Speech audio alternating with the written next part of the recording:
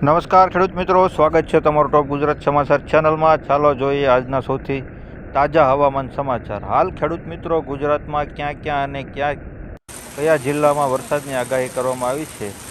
તો હાલ ખેડૂત મિત્રો, માર્ચના છેલ્લા અઠવાડિયામાં હવામાને ફરી એકવાર મિજાજ બદલ્યો છે। લોકોને વરસાદ બાદ એવું લાગતું હતું કે ઉનાળાની ગરમી હવે વધુ તીવ્ર બનવા લાગશે, પરંતુ કેટલાક વિસ્તારોમાં હવામાન અચાનક બદલાઈ ગયું છે। કાળઝાળ ગરમીની જગ્યાએ કાળા વાદળોએ લીધી છે। ઉત્તર ભારતમાં તો પવનની ગતિ વધી રહી છે અને ઘણી જગ્યાએ વાવાઝોડા અને વરસાદ શરૂ થઈ ગયો છે। રાજસ્થાન, બિહાર સુધી લગભગ 15 રાજ્યોમાં હવામાનની સ્થિતિ જોખમી બની ગઈ છે। જોરદાર પવનો, વીજળીના કડાકા અને કરા પડવાથી લોકોની ચિંતામાં વધારો થયો છે।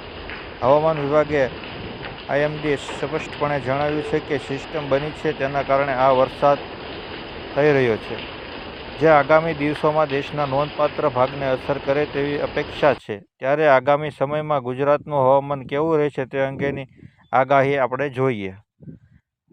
હાલ ખેડૂત મિત્રો, દેશના મોટાભાગના વિસ્તારોમાં હવામાનમાં પલટો આવશે। તે પશ્ચિમ વિક્ષેપી અને દક્ષિણ દિશાના પવનોની અસર છે। ઉત્તર ભારતથી ઉત્તર પૂર્વ અને દક્ષિણ ભારત સુધી કેટલાક વિસ્તારોમાં ભારે વરસાદ પડી રહ્યો છે, તો કેટલાક વિસ્તારોમાં ભારે પવન અને તોફાનનો સામનો કરવો પડી રહ્યો છે, જે સ્થાનિક વસ્તી માટે મુશ્કેલીઓ વધારી રહ્યા છે। હવામાન વિભાગના જણાવ્યા અનુસાર આ હવામાનની આવી સ્થિતિ 24 માર્ચથી 30 માર્ચ સુધી સંપૂર્ણપણે સક્રિય રહેશે।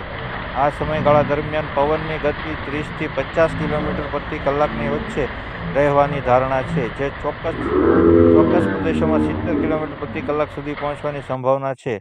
વધુમાં તાપમાન 2 થી 5 ડિગ્રી સેલ્સિયસનો ઘટાડો થવાની સંભાવના છે। તો દેશની સાથે ગુજરાતના હવામાનમાં પણ મોટો પલટો આવવાનો છે।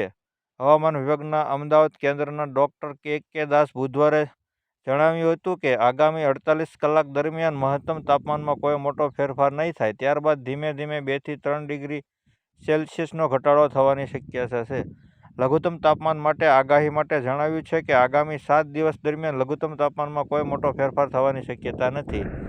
હવામાન વિભાગના વેધર રિપોર્ટ પ્રમાણે 28 માર્ચ 2026ની રાતથી ઉત્તર પશ્ચિમ ભારત પર વેસ્ટર્ન ડિસ્ટર્બન્સની અસર થાય તેવી શક્યતા છે। આ સાથે મધ્ય પાકિસ્તાન અને આસપાસના વિસ્તારોમાં અપર એર સર્ક્યુલેશન સરેરાશ સમુદ્ર સપાટીથી હવે લેસ માર્ક થયું છે।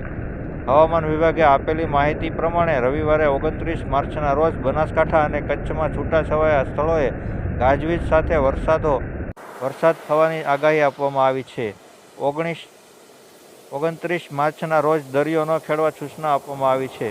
30મી માર્ચ અને સોમવારે કચ્છ, બનાસકાંઠા, પાટણ, સાબરકાંઠા, અરવલ્લી, મહીસાગર, દાહોદમાં છૂટાછવાયા સ્થળોએ હળવો વરસાદ થવાની આગાહી આપવામાં આવી છે।